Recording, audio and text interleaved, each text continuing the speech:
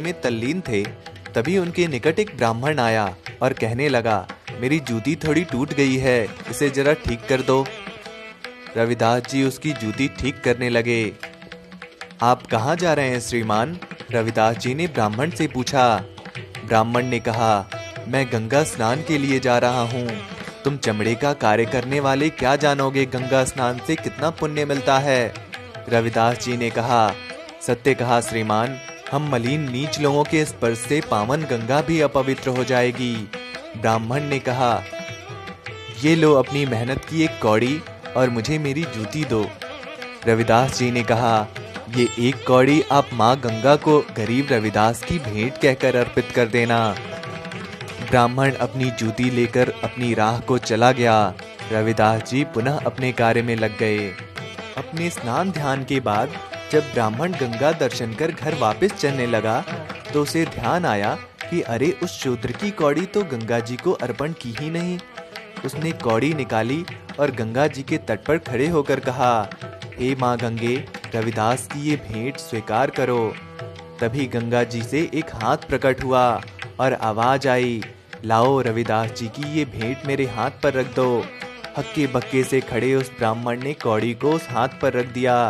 हैरान ब्राह्मण अभी चलने को ही था कि उसे फिर वही स्वर सुनाई दिया, ब्राह्मण, ये भेंट मेरी तरफ से रविदास जी को देना। गंगा जी के हाथ में एक रत्न जड़ित कंगन था। हैरान ब्राह्मण उस रत्न जड़ित कंगन को लेकर चल पड़ा।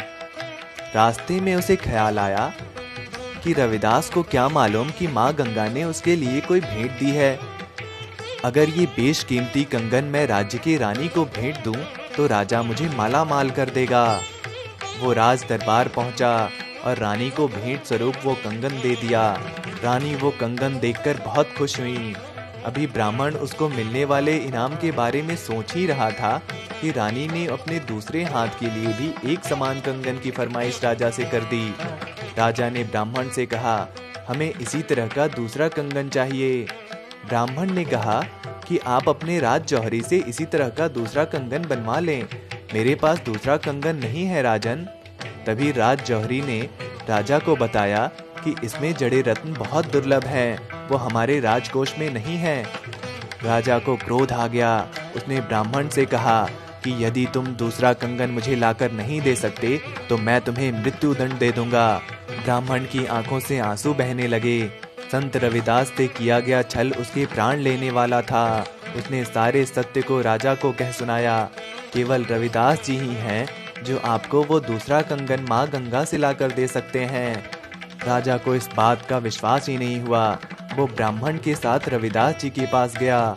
वहाँ संत रविदास जी हमेशा की तरह सुमिरन करते हुए अपने दैनिक कार्य में तल्लीन थे।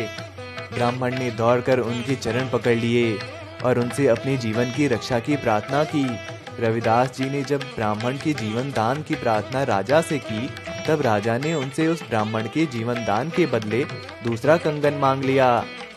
तब संत रविदास जी ने वहीं एक पात्र से जल लिया और माँ गंगा से प्रार्थना करने लगे, हे माँ गंगा, इस ब्राह्मण के जीवन के लिए मुझे वो दूसरा कंगन भी दे दो। तभी उसी पात्र में एक दूसरा कंगन प्रकट हुआ। यह सब देखकर राजा हैरान था। उसने संत रविदास जी से अपने व्यवहार के लिए क्षमा मांगी और ब्राह्मण को जीवन दान दे दिया। तब से ही ये कहावत प्रचलित हो गई, मन चंगा तो कठौती में गंगा। दोस्तों, प्रभु के रंग में रंगे महात्मा लोग जो अपने दैनिक कार्य करते हुए भी प्रभु का नाम सिमरन करते रहते हैं, उनसे पवित्र और बड़ा कोई तीर्थ नहीं है।